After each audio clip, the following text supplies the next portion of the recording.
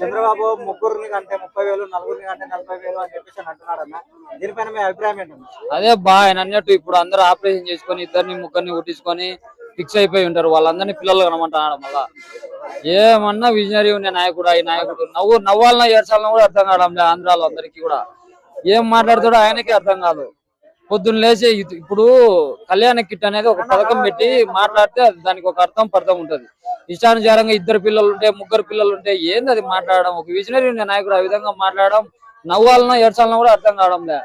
ఏదైనా పథకం పెట్టు, కేసీఆర్ లాగా తల్లికి బిడ్డకు అని చెప్పి కళ్యాణ కిట్టు, ఏదన్నా అంగన్వాడీ లో ప్రెగ్నెంట్ కు 8 నెలలు కానీ 9 నెలలు కానీ వాళ్ళకి ఏదైనా ఆహారం కానీ ఎగ్స్ కానీ ఏదైనా కానీ ఆహార పరంగా నువ్వు ఇస్తే దానికి ఒక అర్థం ఉంటది. ఇదేంది ఇది ముగ్గురు పిల్లలు ఉంటే 30,000, నలుగురు పిల్లలు ఉంటే 40,000, ఎలక్షన్ టైంలో కూడా నీకు 15,000 నీకు 15,000 నీకు 15,000 అని చెప్పినట్టు ఇప్పుడు డప్పాలు కొట్టుకుంటున్నారు వీళ్ళంతా.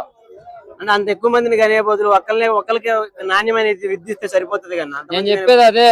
ఇప్పుడు ఎంతో మంది పేదవాళ్ళు ఉంటారు, ప్రెగ్నెంట్లు ఉంటారు, వాళ్ళు తినేదానికి సరైన ఆహారం ఉండదు. అడటోళ్ళకు ఎగ్స్ కానీ ఏదైనా కానీ అంగన్వాడీ తరఫున పంపించి తల్లికి బిడ్డకు డబ్బులు ఇచ్చేసి వాళ్ళకు ఒక అంబులెన్స్ అనేది ఏర్పాటు చేసి ఆరోగ్యశ్రీ అనేది నడిపించి ఇప్పుడు ఒక డెలివరీ పేదవానికి ఒక డెలివరీ చేయాలంటే 70,000 లక్ష రూపాయలు అవుతుంది. వాడు పెట్టుకోలేడు. అది ఆరోగ్యశ్రీ అనేది మీరు ఆ బిడ్డకు అనుకూలంగా పెట్టి అంబులెన్స్ పెట్టి ఇవన్నీ చేయండి. అవన్నీ చేయకుండా ముగ్గురు కంటే 40,000 నలుగురు కంటే 40,000 ఎన్ని ఎన్ని టైం పాస్ మాటలు అన్ని మాట్లాడుతున్నారు. ఆయన ఎంత యూట్యూబ్ లో ఫేమస్ కావాలనుకుంటున్నాడు, అందుకే మాట్లాడుతున్నాడు.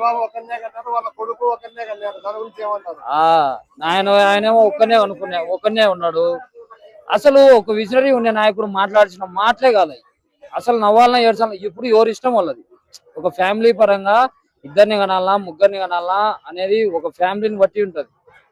అది డిసైడ్ చేయాల్సింది ఫ్యామిలీలో కుటుంబ సభ్యులు. ఈయన ఏంది డిసైడ్ చేయడం నాకు అర్థం కాదు. ఈయన డబ్బులు ఇస్తారని చెప్పి కంటారు. నువ్వు డబ్బులు ఎన్ని హామీలు ఇచ్చి చేతులు ఎత్తేసినావు, మళ్ళీ ఒక కన్న తర్వాత నువ్వు డబ్బులు ఇస్తావని గ్యారెంటీ ఉందా?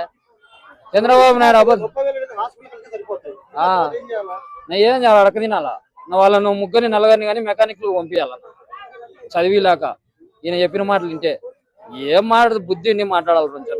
అంటే ఒక పథకం పెడితే ఏదైనా ఒక కిట్టు లాగా ఏదైనా కానీ కేసీఆర్ గారు పెట్టారు తల్లికి బిడ్డకు అని చెప్పి ఒక పథకం. తల్లికి బిడ్డకి అని చెప్పి ఒక పథకం ఉంది. ఆ పథకం పెట్టు, అందరూ బాగుపడతారు. ఇదేంది ఇది ఇద్దరికి ముగ్గురికి 40,000 30,000 ఏమన్నా ఏం మాట్లాడతారో ఆయనకి అర్థం కావట్లేదు.